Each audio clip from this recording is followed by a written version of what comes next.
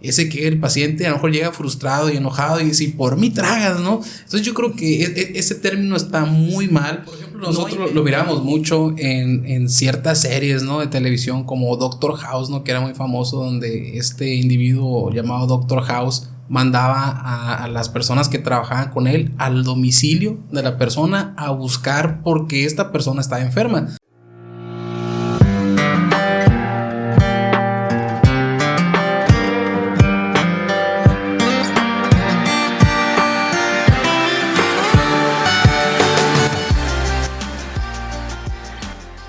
Hola, ¿qué tal? Espero se encuentren muy bien. Yo soy el doctor Ismael Dicochea y el día de hoy tenemos a un invitado muy especial.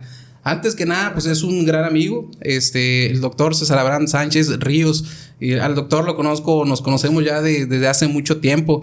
Y la verdad que nuestras familias han tenido muy buena amistad y pues para mí es un honor y un placer que estés aquí con nosotros. Bienvenido aquí al podcast, César. Muchas gracias, Dico. Bueno, muchas gracias, Ismael. Dico para los amigos. Sí, todos me conocen, la verdad es que me conocen más como Dico que como Ismael o como Dicochea. A mí me dicen Dico desde la secundaria, ¿no? Y siempre se me ha quedado y no pasa absolutamente nada. El día de hoy traemos un tema importante, es un tema que muchos deben de estar interesados porque vamos a hablar el día de hoy de medicina familiar. El doctor César Sánchez es médico, es un especialista en medicina familiar. Él trabaja en el Instituto Mexicano del Seguro Social y tiene aparte su consultorio particular.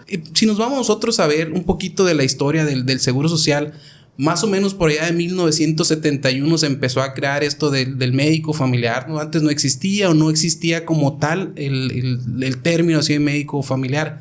Pero el Instituto Mexicano del Seguro Social empezó a desarrollar esta especialidad para los médicos que tenían, porque vieron ellos ahí un punto muy importante que es encontrar todas las patologías que sea un médico, el médico de cabecera, así le empezaron a llamar, y por allá de 1995 fue cuando ya empezaron con la especialidad como tal. Si nosotros queremos llegar, por ejemplo, yo soy un médico en formación, ¿cómo puedo hacerle yo para llegar a ser médico o un especialista en médico familiar? Bueno, mira, pues todos los médicos tenemos en común que tenemos que cursar una carrera de medicina. Ya dependiendo de la universidad puede ser una duración de 6 años, de 7 años. Cuando uno termina la carrera en la universidad, ya sea titulándose como médico cirujano partero o licenciado en medicina general, tenemos la posibilidad de hacer una especialidad. Y aquí afortunadamente en México tenemos lo que es el ENARM, que es el examen para concursar para residencias médicas. Okay. Y pues entre ellas tenemos la especialidad de medicina familiar. Ahora, una vez que logras el puntaje para accesar a estudiar la especialidad, pues estamos hablando de un periodo de estudios de otros 3 años, aparte de los 6 o 7 años que ya lleva uno. Entonces tenemos una preparación aproximadamente de 10 años, donde hay lo que se enfoca más en la medicina familiar, es de que cuando tú eres médico general, vas con una idea de una medicina más curativa. Claro. Y dentro de la medicina familiar se ve más una medicina con un enfoque más preventivo, un enfoque más amplio. En la medicina en sí, conforme van adquiriéndose conocimientos, vamos viendo que cada vez se necesitan diferentes especialidades para manejar esa gran cantidad de conocimientos. En la medicina familiar lo que se ve es una amplitud más de conocimientos. Okay. Que ir directamente hacia un tipo de conocimiento más enfocado. Como por ejemplo, un médico familiar puede puede diagnosticar, detectar y tratar muy bien una diabetes en la amplitud de lo que implican toda la patología en sí de la diabetes. Pero cuando hay una complicación producida por la misma enfermedad, se necesita un conocimiento más profundo de ella. Ahí es cuando un médico familiar tiene la capacidad de poder realizar los estudios necesarios para ya dictaminar si este paciente necesita un siguiente especialista. Es lo que estamos hablando ya con niveles de atención. Claro. Por ejemplo, tenemos los médicos familiares, los médicos urgenciólogos. Estamos en el primer nivel de atención y el médico familiar es quien atiende a los pacientes para dictaminar si van a pasar o van a requerir más bien un médico de una especialidad mucho más profunda y más enfocada a un cierto padecimiento. Sí, es lo que mirábamos hace rato. Cuando hablamos de nivel, porque la gente siempre a lo mejor lo ha escuchado por ahí, pero no saben diferenciarlo muy bien uno del otro. ¿Cuál es la diferencia entre el primero, segundo, tercer nivel de atención en el estado de salud, ¿no? Aquí en nuestro país? Bueno, mira, lo que es la atención del primer nivel o el primer escalón, ahí estamos viendo todo lo que se refiere al primer contacto. Enfermedades, digamos, eventuales que de algún momento, por ejemplo, digamos que ahora que está la temporada de frío, sí, empiezas con un cuadro respiratorio, es algo de reciente inicio. Ahí estamos hablando pues del primer nivel de atención, que son prácticamente padecimientos que son curativos con una atención temprana. Claro. Ya cuando requerimos algo de un segundo nivel, o bueno, en algún caso ya cosas más complicadas, un tercer nivel, nos referimos a más que nada enfermedades que requieren alguna intervención más invasiva. Por ejemplo, digamos un paciente que llega con un cuadro doloroso abdominal, se va a valorar en el área de urgencias para dictaminar si ese dolor abdominal se trata, digamos, simplemente de una constipación o ya requiere un abordaje quirúrgico. Claro. Entonces de ahí, si se requiere algo quirúrgico, necesitamos un médico de segundo nivel. Estamos hablando ya de especialidades como por ejemplo cirugía general, si hay mayores complicaciones que se requiera tal vez un gastroenterólogo, un proctólogo. Y pues sí, eso sería más que nada a qué nos referimos con niveles, qué tanta profundidad se requiere en la atención del paciente. Si nos vamos a ver nosotros a los diferentes tipos de diagnósticos o si nos vamos a la morbilidad de lo que ustedes más ven en un mes en la consulta, sabemos que el médico familiar soporta al Seguro Social en este caso, porque son los que ven al 80-90% de la población que atiende el IMSS como tal, a los millones de derechohabientes, y hay ciertas patologías que a lo mejor ustedes ven más que otras. Si nos vamos así a ver números crudos como tal, ¿qué principales atenciones o por qué va más la gente con el médico familiar?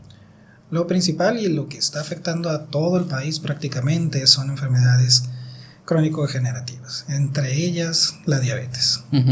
Es uno de los principales males de nuestra sociedad, y entre la diabetes, la hipertensión, el hipotiroidismo, la obesidad también, que estamos ahora sí viendo las consecuencias de la misma en los pacientes. Claro. Es lo que prácticamente se lleva entre el 80% de la consulta diaria.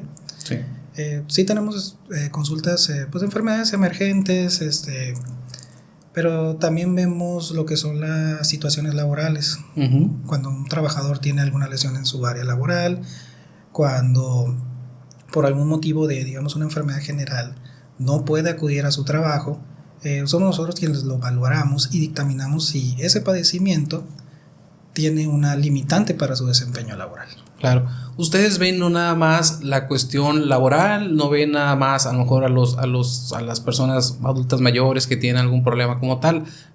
Y eso es la importancia, ¿no? La capacidad que tiene un médico familiar. Y yo siempre les digo que nosotros, todos los pacientes, todo individuo debe tener un médico de cabecera. Entonces el médico familiar puede fungir como tal, porque ustedes ven desde que nace el niño hasta que ya está adulto. ¿Cómo es el procedimiento de ustedes para darle seguimiento a una persona desde que nace hasta que está adulto? Que nos ha tocado casos de que llega un paciente joven acompañado de su novia, que pues planean casarse, van para una valoración para ellos dos, los vemos y al tiempo pues resulta que ya nos llegan con el bebé. Claro. Bueno, nos brincamos una parte, al tiempo nos llegan con la noticia de que están embarazados. Entonces parte del médico familiar de la consulta es llevar ese control de embarazo, ver a la mujer embarazada, llevar todas las citas de control, los estudios que se tienen que hacer para detectar enfermedades con anticipación. Por ejemplo, si en el control de embarazo es muy importante realizar pruebas para detección de diabetes gestacional, está realizando lo que son ultrasonidos estructurales, ultrasonidos de rastreo, más que nada para estar valorando el desarrollo y crecimiento del bebé. Y ya una vez que afortunadamente sale todo bien, nace el bebé, entonces tenemos la consulta, ya sea puerperio o la consulta post después de que tiene el bebé ya la mujer como tal. Así es. Dentro del control de embarazo pues tenemos las últimas consultas. De hecho la última consulta es cuando ya la mamá viene con nosotros con su recién nacido en los primeros 7 días de nacido. Ok. Y de ahí ya te capturamos otro paciente. Así es, ustedes ahí ya se vuelve otro miembro de la familia como tal, ¿no? Y ustedes comienzan a valorar. Ven, aparte, nosotros trabajamos siempre en un equipo multidisciplinario. Por ejemplo, el médico de urgencias pues ve las enfermedades que puedan llegar a poner en peligro la vida de un paciente. En el área de urgencias puede ser valorado por otros ahí. Pero siempre hay el contacto entre el médico familiar, el médico de urgencias, el médico cirujano de ciertas especialidades. Si nosotros vamos a ver ahí qué tipos de patologías se encaminarían más en el área de ustedes como medicina familiar para poderlos derivar a alguna otra instancia. Por ejemplo, un diabético que a lo mejor ya está descontrolado, tiene alguna úlcera a lo mejor que ya no se resolvió con el medicamento y que requiere otro tipo de abordaje como limpieza, cosas así. ¿Cómo van ustedes viendo o evaluando para saber cuándo brincaría a otro nivel? Bueno, por ejemplo, así como en el caso de diabetes, nosotros ya estamos llevando un control mensual con los diabéticos. Okay. Dentro de esos controles mensuales es revisar al paciente, ver cómo está la sensibilidad de sus pies, ver la calidad de su piel y de ahí estar valorando qué tanto le hacemos los estudios de rutina. Un paciente que tiene una diabetes bien controlada, generalmente mínimo necesitamos realizarle laboratorios cada 3 meses. Y el paciente que sí tenemos algunas complicaciones en cuanto a controlar sus niveles de azúcar, sí tenemos que estar haciendo laboratorios mensualmente, semanalmente, estar ajustando tratamientos hasta llegar a esa meta. Claro. Pero una vez que si vemos que un paciente está presentando una complicación como una úlcera, entonces damos un tratamiento inicial y citamos nuevamente al paciente, pero si no hay una respuesta satisfactoria al tratamiento inicial, allí es cuando ya tenemos que tomar la decisión de pasarlo con un médico de segundo nivel de atención. Okay. Que en este caso pues sería el cirujano. La salud como tal no es solamente la ausencia de enfermedad. Sabemos que tiene que ser un bienestar físico, emocional, mental, aparte de no tener una enfermedad como tal. El médico familiar se centra no nada más, lo platicamos hace rato, se centra no solamente en un órgano. Por ejemplo, si yo voy con el ginecólogo, a lo mejor el ginecólogo se va a centrar en los órganos femeninos como tal y el entorno, lo demás del paciente a lo mejor no es tan importante para la consulta ginecológica. Al igual el cardiólogo es más el corazón, son ciertas cosas o ciertas partes del cuerpo que son más importantes para el cardiólogo. Pero el médico familiar ve un sistema holístico, así le llamamos, donde ve un entorno, ve un completo, un individuo que tiene cabello hasta que tiene uñas de los pies, ¿no? Entonces, ¿cómo se enfrentan ustedes a revisar no nada más la patología como tal? Porque sabemos que hay afecciones que tienen un entorno o un trasfondo o un detrás de bambalinas, ¿no? Que a lo mejor si es un paciente hipertenso, algo puede pasar en su casa, ¿no? ¿Ustedes cómo van encaminando su consulta para averiguar?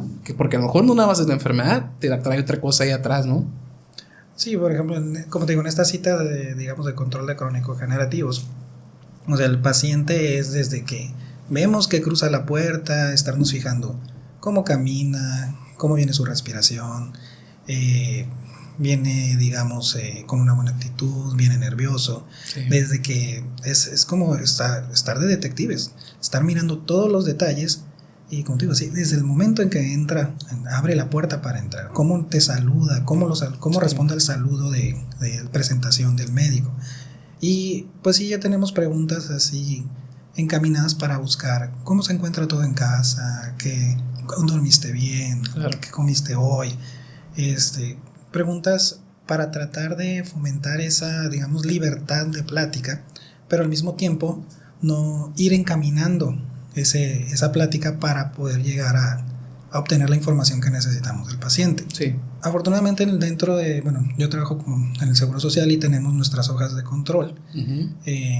Y ahí de esa misma hoja nos va guiando de qué cosas ir explorando. Por ejemplo, registro de los últimos laboratorios, tenemos el historial del paciente, podemos revisar notas anteriores, así ya tener, digamos, un enfoque más detallado y poder comparar con la nota anterior a la nota actual si hubo algún cambio de la última consulta del paciente a cómo llega el día de hoy. Okay. Por ejemplo, nosotros lo miramos mucho en ciertas series, ¿no?, de televisión como Doctor House, ¿no?, que era muy famoso, donde este individuo llamado Doctor House mandaba a las personas que trabajaban con él al domicilio de la persona a buscar por qué esta persona estaba enferma. A lo mejor no encontraban la causa médica en el momento y puede ser que algo tenga en su domicilio que esté generando la enfermedad como tal. Puede ser un tóxico, puede ser cualquier cosa, ¿no? ¿Ustedes como médicos familiares realizan visitas domiciliarias? Parte de la formación en sí del médico familiar es eso, poder realizar una visita domiciliaria.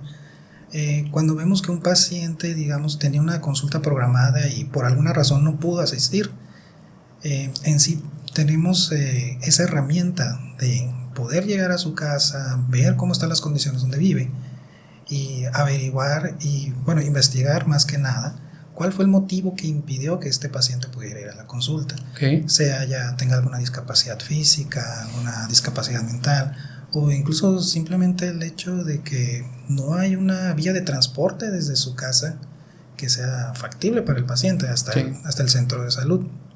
¿Sería en eso uno de los beneficios, a lo mejor, de ser derechohabiente del Seguro Social? Que el médico familiar tiene la capacidad o puede ir a hacer visitas domiciliarias como tal. Sí, y de hecho para muchas veces cuando tienen algún trámite que digamos, de que pacientes que están con requerimiento de oxígeno, ahora que pasó todo el problema de COVID, muchos pacientes tuvieron secuelas respiratorias que necesitan oxígeno domiciliario, y esa es una prestación que les da el Seguro Social. Okay. Entonces, en estos casos, para seguir teniendo ese beneficio, se requiere que sea valorado el paciente para dictaminar que realmente tiene esa necesidad. Okay. Digamos, tienen, bueno, alguna limitación motriz por la cual no pueden acudir a sus consultas y están con medicamentos, aparte de la limitación motriz, tienen alguna otra enfermedad que requiere medicamentos de uso crónico. También podemos programar visitas domiciliarias de acuerdo con el familiar para ir a valorar al paciente hasta su casa. Sí, qué importante eso, y que a lo mejor la gente no lo conoce, ¿no? Esto hablando no nada más en la parte de la consulta particular, hablando de la consulta del gobierno, que fuera el Seguro Social, y que es como una prestación que les da el instituto como tal, que afortunadamente el IMSS da muchas prestaciones. Mucha gente menosprecia el Seguro Social, pero la verdad es que no, tenemos que conocer bien a qué accesos tenemos nosotros como pacientes, ¿no? ¿Qué beneficios podemos tener del Seguro Social? El Seguro Social es multidisciplinario. Me ha tocado estar en jornadas donde explican a la gente todo lo que hace el Instituto Mexicano del Seguro Social, y yo creo que muchos países quisieran tener este mismo sistema de salud, que desafortunadamente, pues sí, está muy sobrecargado, somos mucha población, y la verdad es que no nos cuidamos. Hay ciertos países, por ejemplo Dinamarca, donde sí, el sistema de salud es gratuito, pero tú te tienes que cuidar. Si tú no te cuidas el nivel de azúcar, si tú no te cuidas tu presión, si tú no haces ejercicio, si tú no bajas tus niveles de estrés y empiezas a tener complicaciones, el Estado ya no te paga ni te garantiza tu salud. Ahí tiene que pegarte a ti con tu bolsillo para tú empezar a cuidarte, ¿no? El Seguro Social no. O sea, en el IMSS, a pesar de que tenemos gente que no se cuida, que esa es la realidad, y tristemente llegan muy complicados y a veces llegan exigiendo cosas que pues, nosotros no los podemos atender porque queda en sí al paciente como tal, ¿no? ¿Ustedes qué beneficios ven en pro del paciente en el caso del Seguro Social? Pues mira, sí tenemos muchos programas que pueden apoyar a los pacientes. Por ejemplo, ahora que comentas esto de los... que sí, es cierto, la gran mayoría no nos cuidamos hasta que ya vemos un problema. Nos ha tocado pacientes que llegan con dolores crónicos de articulaciones, con dolores de rodillas, dolores de espalda, pero cuando ya revisas al paciente, pues ves que tiene índices de masa corporal que los diagnostican con obesidad mórbida. Claro. Y estamos hablando, o sea, no algo de un día para otro, esto es cuestión de años. Sí. Entonces, aquí lo que es el Seguro Social manejan, tenemos programas de áreas de nutrición con nutriólogas, que los pueden ayudar a llegar a sus pesos para que un problema que normalmente van a estar tomando medicamentos, vemos que realmente sí tiene una solución con algo tan simple como empezar a cuidarnos. Claro. Entonces, aquí le quitamos el exceso de peso al paciente y podemos ver que sus dolores van desapareciendo poco a poco y cada vez depende menos de medicamentos. Sí. Lo mismo en cuestiones del azúcar, de la presión. Sabemos que nuestros malos hábitos alimenticios van a fomentar la perpetuidad de este tipo de enfermedades. Sí. Y otro de los beneficios que miramos ahí, por ejemplo, tienen activadores físicos en el Seguro Social, tienen el programa de nutrición, tienen medicamentos. O sea, eso es algo importante, que a nosotros no nos cuestan medicamentos. Bueno, nos cuesta porque pagamos una cierta cantidad, el obrero, o sea, la persona, el empleado y el patrón. Pero no se compara, por ejemplo, una cirugía, una sola cirugía, a lo mejor cardíaca, cuesta por fuera, en el particular, 200, 300 mil pesos. Yo creo que si sumamos todo lo que vamos a pagar a lo largo de nuestra vida, pues no le llegaríamos ni siquiera a esa cantidad de dinero para una cirugía cardíaca como tal. Nos da rehabilitación, o sea, después de que tenemos algún problema como tal, nos pueden mandar a rehabilitación, nos dan los medicamentos, nos operan. O sea, tiene una gran cantidad de beneficios que a lo mejor muchos no lo vemos. Y tristemente, pues hay gente que empieza con el por mí tragas, ¿no? Y ese por mí tragas yo creo que nos debemos de quitar de la mente. Lo vemos no nada más, fíjate, en institutos como el Seguro Social, lo ve el ISSSTE, lo ve el Hospital General de la Secretaría de Salud, lo vemos nosotros como particulares que trabajamos en hospitales privados, ese que el paciente a lo mejor llega frustrado y enojado y dice, por mí tragas, ¿no? Entonces yo creo que ese término está muy mal. No hay médico, yo creo, que se levante un día tratando de dañar al paciente. O sea, nosotros buscamos siempre el beneficio del paciente como tal, ¿no? Pero el paciente tiene que ayudarnos. Sí, por ejemplo, ahorita que comentas de los costos, o sea, pues bueno, está el medicamento de dapaglifosina, que sabemos que es un medicamento de bastante costo. Digamos, un paciente que se lleva dapaglifosina, luego aparte está llevando inyecciones de eritropoyetina, aparte está llevando 15, 20 medicamentos diferentes. Sí. Si nos pusiéramos a sacar los costos, pones a hacer la sumatoria de todo lo que se está llevando el paciente en esa consulta, 50 mil, 30 mil pesos en una sola consulta. Así es. Cuando uno como trabajador tiene el derecho, por lo que le descuentan, asegurar tanto a sus padres, su esposa, sus hijos, realmente sí desquitan lo que les descuentan, lo desquitan bastante. Sí, y eso no lo vemos, ¿no? Yo creo que sí tenemos que estar agradecidos por un sistema como tal. Como todo hospital tiene sus áreas de mejora, sus áreas de oportunidad, pero yo conozco más gente que opina bien del IMSS que gente que opine mal. O sea, sí, obviamente va a haber las filas, vamos a tardar un poquito para ser atendidos a lo mejor, pero eso es porque el sistema así es. O sea, hay mucha gente, no hay, a lo mejor la gente no lleva su proceso como tal. Yo a lo mejor no pido una consulta con mi familiar y quiero que me atiendan en urgencias, y saturo yo el servicio de urgencias cuando no es una urgencia como tal lo que yo llevo. Entonces llegamos, o la persona que sí trae una urgencia como tal se acerca al área de urgencias y pues lo atienden 2-3 horas a lo mejor como tal, cuando su padecimiento no involucra algo grave o que ponga en peligro su vida.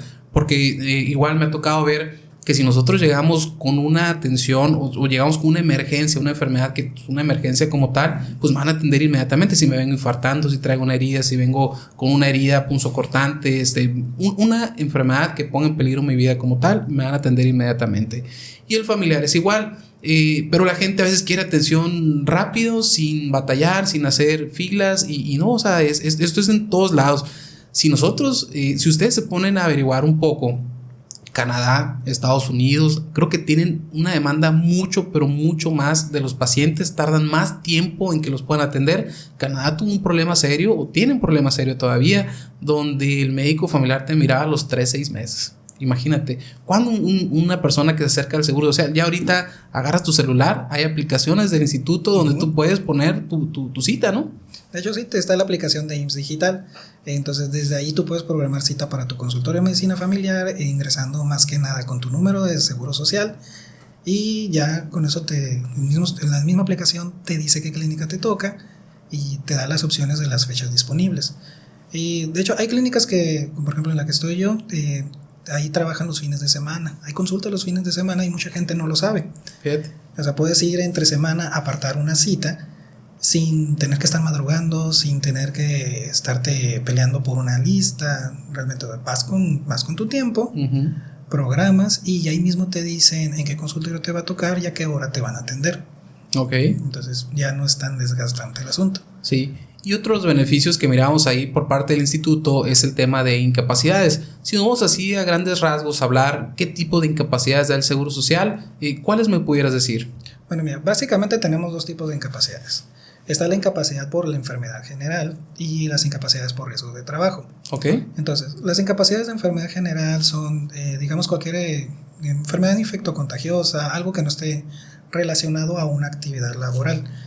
Por ejemplo, que amaneciste con infección de la garganta y trabajas en un área de atención telefónica, pues eso es algo que va a limitar tu función para trabajar. Claro. Entonces ahí sí requieres una incapacidad.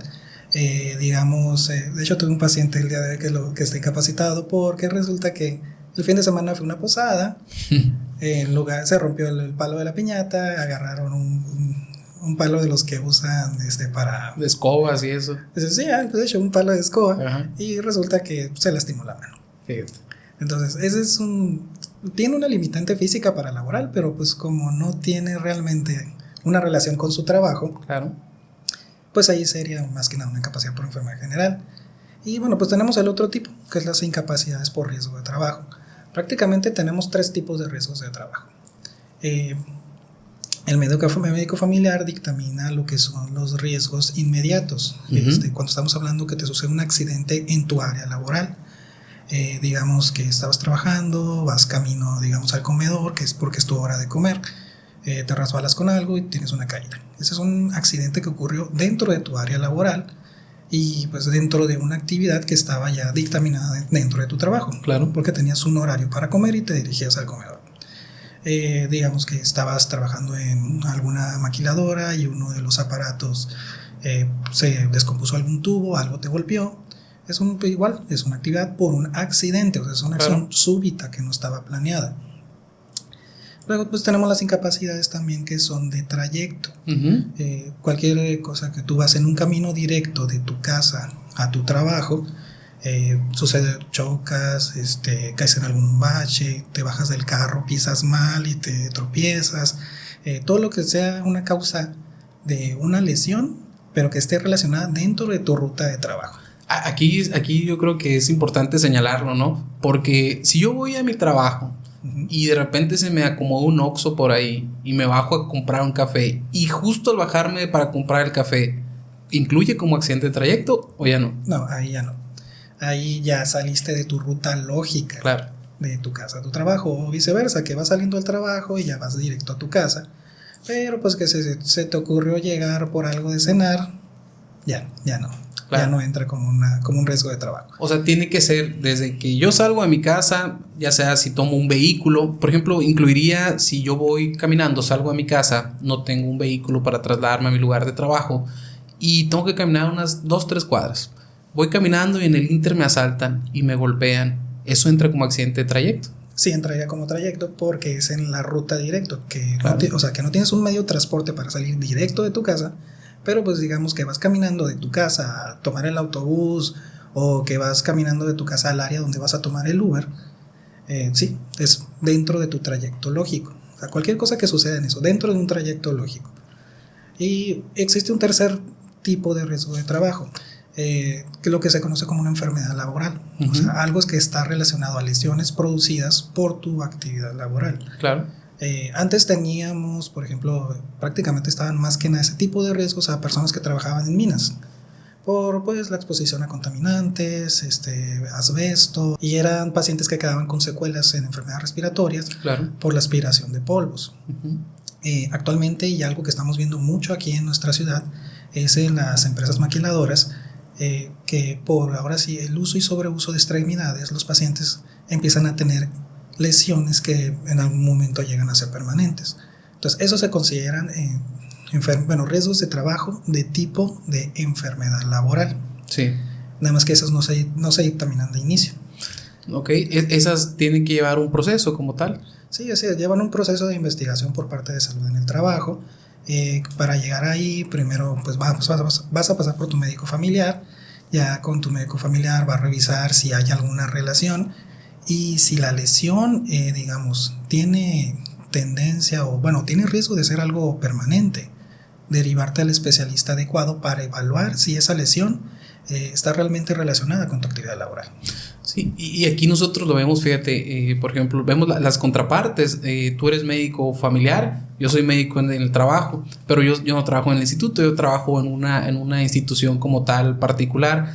Entonces, siempre buscamos y tenemos nuestras áreas de trabajo lo mejor para evitar que el paciente se dañe. Y yo siempre les digo, nosotros no queremos que cuando tú llegues a la empresa donde yo laboro, así como tú llegas, así te tienes que ir. No te tienes que ir sin un dedo, sin un ojo, sin una mano. O sea, ¿cómo me acerco yo con tu familia y le digo, oye, pues ¿sabes qué?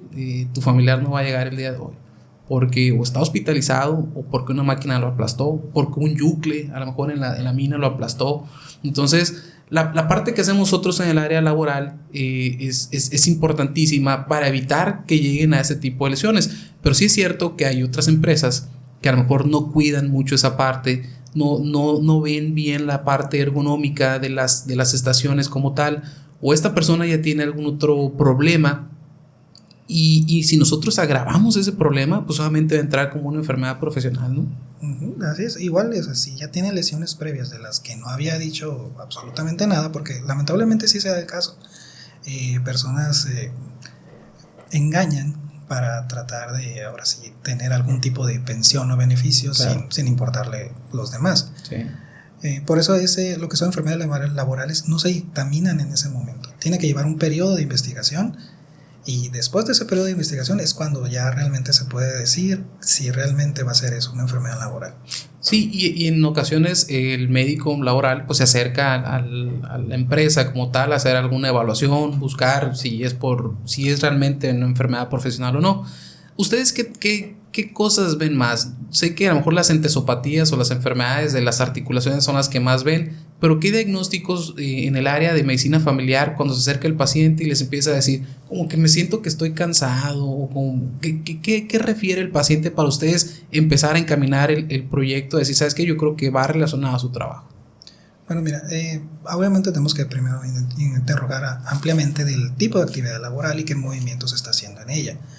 Las horas de trabajo que le dedicas, si está dentro de un horario establecido, o incluso si el paciente está haciendo, digamos, horarios extra, cosas más allá de lo que normalmente debería estar. Lo que marca la ley, como tal. Marca la ley. Entonces, cuando ya vemos, digamos, un paciente que se está quejando constantemente de dolores de espalda, porque trabaja cargando cosas, pero es, digamos, algo que ya vemos varias veces se ha diagnosticado por lo mismo. Ahí es cuando tenemos que empezar a investigar por qué está sucediendo esto. Si realmente es consecuencia de que el paciente está haciendo malas posturas o tiene una mala higiene de columna. Porque lamentablemente la gran mayoría de nosotros no nos fijamos ni cómo nos agachamos. Esa es la realidad. Entonces, muchas lesiones nos las podemos provocar nosotros mismos. Y si vemos un paciente así con un problema de dolor de espalda y después de educarlo para formas correctas de cuidar la columna, esto persiste y persiste, es cuando tenemos que empezar a investigar algo más allá ahí. Así es. Sí, y nosotros lo vemos también acá en la parte de nosotros dentro de las empresas, ¿no? Revisamos que el paciente haga bien su trabajo, que se agache bien, tratamos de evitar que se nos vaya a lesionar como tal. Pero hay ocasiones en que sí, o sea, hay muchas empresas que no cuidan esa parte y el paciente pues tristemente se lesiona. Y hay lesiones que no se curan en un momento. Y es lo que mirábamos hace ratito y platicábamos, el tipo de incapacidades que da el Seguro Social. Si nos vamos a ver cuánto tiempo puede estar una persona incapacitada, o como familiar, cuánto tiempo es el máximo permitible para dar una persona en incapacidad. Pues mira, tenemos un catálogo en sí donde nos dice qué cantidad de días se puede incapacitar una persona de acuerdo a la enfermedad, cuál es el tiempo lógico. Igual, por ejemplo, dentro de este mismo catálogo nos habla de la intensidad de la actividad física del paciente. Okay. Por ejemplo, si estamos hablando de un problema lumbar, o sea, una lumbalgia por algún esfuerzo, dependiendo de la intensidad del trabajo que realiza, ya sería si un paciente se va a incapacitar por 3 días, 5 días, una semana, hasta 28 días. Pero digamos que vemos un paciente que está con un problema recurrente, que no responde a tratamiento de primera intención, no responde a terapia térmica, no responde a los analgésicos comunes que usamos. Analgésicos comunes, ejercicios. el lapso máximo que pudiéramos considerar sería 100 días. Ok. Más de 100 días es algo que no tiene una lógica estarlo incapacitando constantemente. Ahí ya sería mejor que el paciente estuviera siendo valorado de segundo nivel de atención para ahí ver la posibilidad de algo que se llama IPP, que es una incapacidad parcial permanente. O sea, no es en sí una pensión, sino es digamos, una especie de pensión provisional, digamos, podríamos decir, para evitar, digamos, que el paciente esté dando vueltas de que cada semana, cada 15 días, estar yendo a buscar una consulta solamente para continuar una incapacidad. Pues no tiene realmente una lógica. Claro. Y aparte se sobresaturan las consultas. Sí. Consultas que se pueden ocupar pues para alguien que traiga alguna enfermedad que tenga que ser atendido pronto. Claro. Entonces ese tipo de incapacidades parciales, ese tipo de pensiones parciales puede durar hasta 2 años. Ahí en ese periodo se da la oportunidad de seguir estudiando al paciente, seguirlo atendiendo y que los médicos especialistas puedan ver si hay alguna, digamos que de inicio hubo alguna lesión que piensan que no va a tener una recuperación pronta. Entonces poder dar tiempo al paciente de que se recupere y después poder intentar una segunda intervención, digamos que fue un abordaje quirúrgico, darle tiempo de recuperación, darle tiempo para terapias y ya de ahí valorar si el paciente va a poder regresar a trabajar o lamentablemente ya pasar a una pensión permanente. Claro, y lo vemos no nada más relacionado al trabajo, está la incapacidad permanente para laborar, pero también está la invalidez por enfermedad general, ¿no? Uh-huh. Por ejemplo, si yo soy a lo mejor una persona que tiene un padecimiento crónico, un tipo de cáncer que me imposibilita para el trabajo, o ¿cuándo ustedes dan más ese tipo de invalidez para laborar, ¿no? Con medicina familiar. Pues como te digo, o sea, tenemos el límite sería 100 días. Por cualquier enfermedad general, ¿no? O sea, cualquier padecimiento prolongado, o sea, cualquier incapacidad prolongada, lo ideal es no llegar a esos 100 días sin tener el respaldo de una atención de segundo nivel o tercer nivel de atención. Claro. Y otra de las cosas que ustedes ven es las incapacidades por maternidad. Esas incapacidades, mejor platícanos tú, ¿cuáles son los beneficios de la incapacidad? Porque a lo mejor muchas mujeres no conocen que tienen este beneficio, ¿no? Bueno, mira, pues toda la mujer trabajadora pues tiene derecho a su seguro social. Entonces, dentro del seguro social tenemos lo que son los planes para control prenatal, que consisten en consultas, lo ideal es desde el momento en que ella sepa que está embarazada, acudir inmediatamente a consulta para iniciar su control.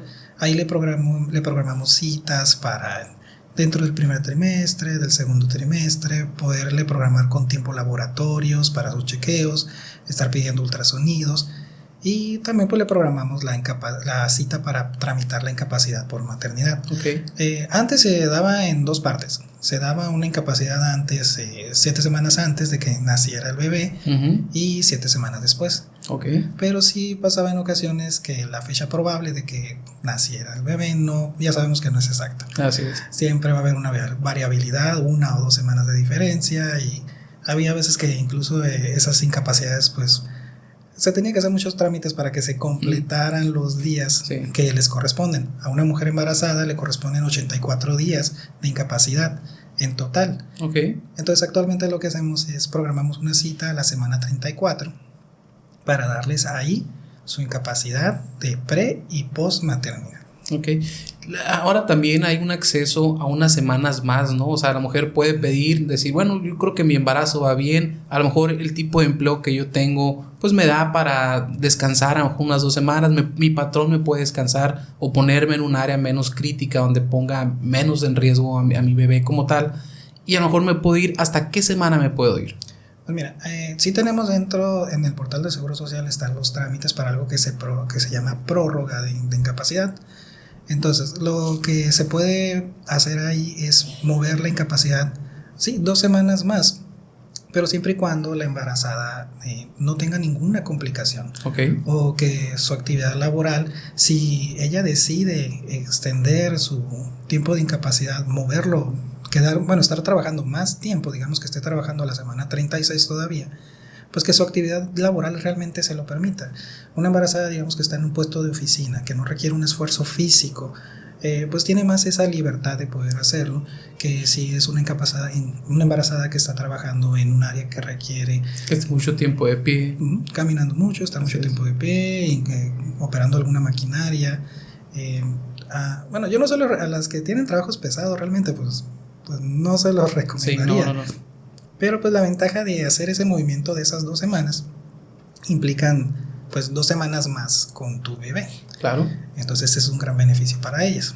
Sí, involucra aquí la parte de la lactancia, ¿no? Que importante. Y ahorita, fíjate, los diputados traen ahí ciertos proyectos para que la lactancia sea hasta por 2 años. No sé cómo va a funcionar ahí, cómo le van a hacer.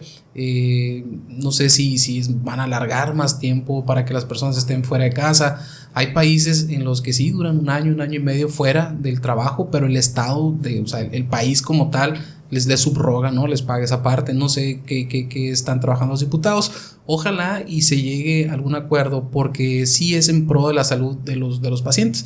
Vemos que México es el país número 1. Estamos, o sea, eso no es de orgullo, ¿no? Estar en primer lugar en obesidad infantil y en segundo lugar en obesidad en adultos mayores, ¿no? Entonces, parte de la lactancia es importante y ustedes fomentan y ven esa parte. No nada más desde que nace el bebé y que les dan el seguimiento, ustedes también hacen otro tipo de procedimientos después de que tenga el bebé. ¿Qué procedimientos hacen con la mamá? ¿Tienen algún método anticonceptivo que como familia realicen?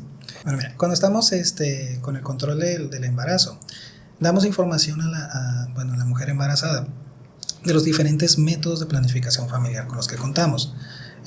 Tenemos varias opciones y el más común que usamos pues es el conocido, el dispositivo intrauterino. Okay. Entonces, cuando ya se va llegando la fecha probable de parto, les otorgamos un consentimiento informado, ya firmado y con la descripción de cada uno de estos métodos, donde ella, bajo asesoramiento, escoge el método que sea más cómodo para ella. Entonces, dentro de los que contamos en la clínica está el dispositivo intrauterino, está Diumirena, pero pues ahorita con la lactancia pues no, claro. Ese todavía no estaría, pero pues igual sirve esa información para las mujeres que no están embarazadas, que no están lactando. También contamos con pastillas anticonceptivas, inyecciones mensuales, inyecciones trimestrales. Tenemos varias opciones. Y la gran mayoría están disponibles en las clínicas de las unidades de medicina familiar, porque contamos con un área específicamente de planificación familiar. La mujer va a la consulta con su médico familiar y le podemos hacer un pase para que le aparten una cita en el área de planificación. Y así ya ella con más intimidad, con más tranquilidad, más privacidad, puede ya sea escoger el método que ella decida y ser aplicado ahí mismo en la unidad. Fíjate qué tantas cosas realiza el médico familiar y a lo mejor nosotros no lo conocíamos, y la importancia de traer a especialistas es ver qué hacen dentro de su área de trabajo como tal. Y que tengan, yo siempre les digo, siempre hay que tener un médico de cabecera. Y pues pueden escoger al doctor César Sánchez para ser su médico de cabecera. Si no es en el instituto, porque ahí a lo mejor a veces no tenemos mucha decisión sobre qué médico nos puede tocar, pero sí en la parte particular. Entonces, vean todo el trabajo que hace el familiar, que si yo estoy enfermo a lo mejor de gripa, pues imagínate, para que me vea el cardiólogo o me vea el neurocirujano por una gripa, o sea, esas cosas no las ve él, ¿no? Entonces el familiar es el médico que está en esa área especial, en el manejo de la diabetes en sus estados iniciales como tal, y que tengan ustedes la confianza de acercarse con alguien de este tipo de especialidad, ¿no? Porque sí, los puede ver un general, los puede ver un internista, los puede ver el médico familiar. Pero el que esté especializado pues es mucho mejor, porque ya sabrá hasta dónde. Todos tenemos ciertas capacidades. El cardiólogo, inclusive en las especialidades más chiquititas hay muchas cosas que a lo mejor no lo puede hacer. Un cardiólogo tiene que apoyarse de otros 4 o 5 cardiólogos para diferentes partes, ¿no? Entonces no somos todólogos y sabemos nosotros cuáles son nuestras limitaciones. Entonces la importancia de que la gente tenga su médico de cabecera y su médico de confianza pues es primordial, ¿no?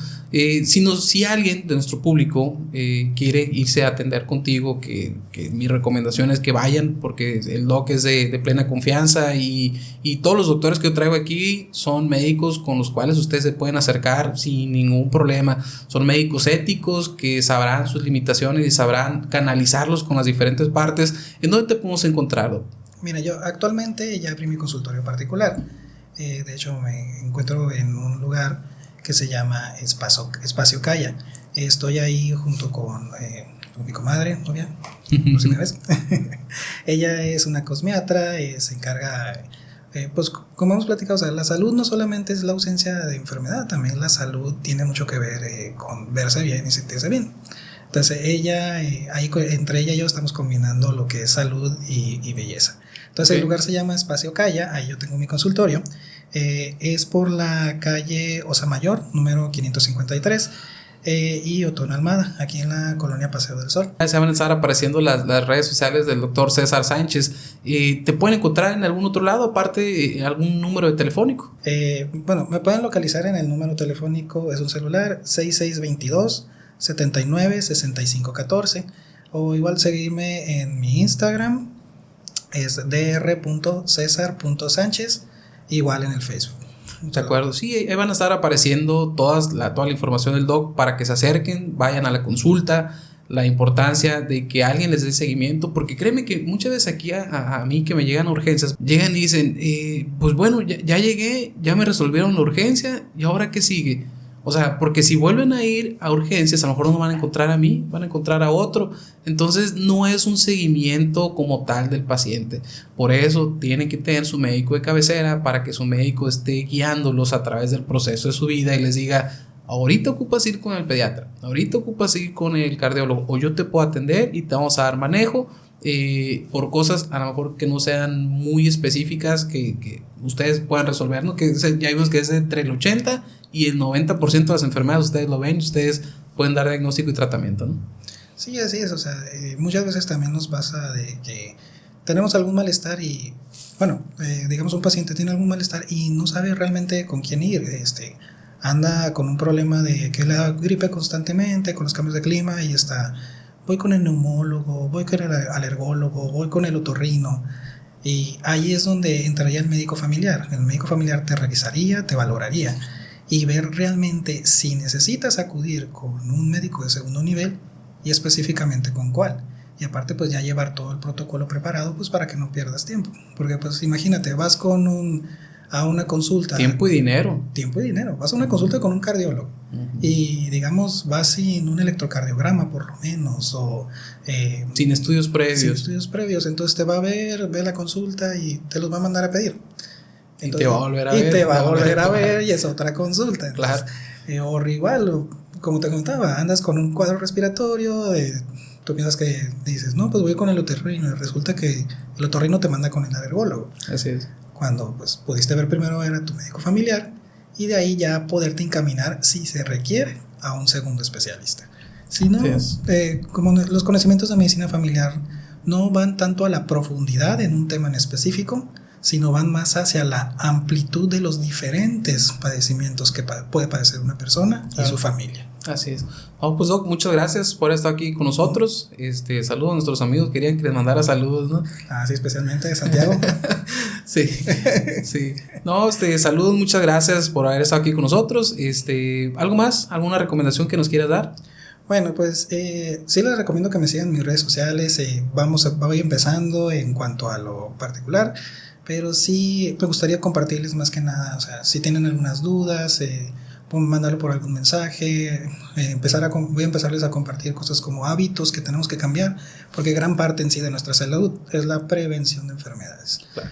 Entonces sí, tenemos muchos hábitos, muy malos hábitos, todos los tenemos, pero siempre hay tiempo para cambiarlos.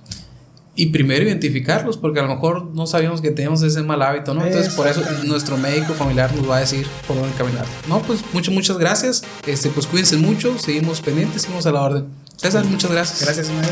Gracias. Buenas noches. Cuídense mucho.